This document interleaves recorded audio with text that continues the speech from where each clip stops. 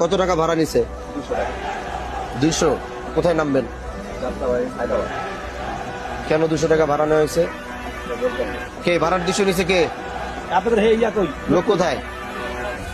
ডাক দাও। 200 টাকা ভাড়া নিছে কে? এদিকে 200 টাকা কে বলছে আপনাকে?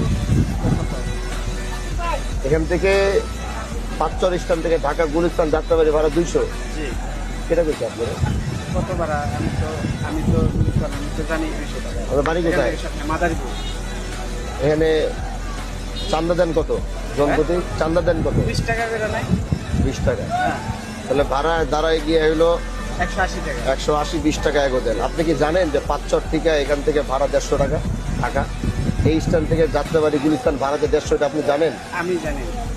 জানেন না? তাহলে আজকে জানেন না, এটা মনে থাকবে। আচ্ছা আর ওই 20 টাকা যে দিতে হয়, 20 টাকা আর দেওয়া লাগবে না। আচ্ছা। ওই 20 টাকা দিবেন না। পাঁচচর 20 টাকা ভাঙ্গার থেকে শুরু হয়। শোনেন, ভাঙ্গার থেকে ভাঙ্গা ভুঙ্গা আমি বুঝি না। এটা আমার এরিয়া না, হ্যাঁ। এটা আমার স্ট্যান্ড কিনা। এখানে কোনো ধরনের কোনো চাঁদা দিতে হবে না, কোথাও কোনো টাকা দিতে হবে না, কিন্তু আমার যাত্রী যেন হয়রানি না হয়। এখান থেকে কেউ উঠলে ঢাকা যাত্রাবাড়ি গুলিস্তান 150 টাকা ভাড়া।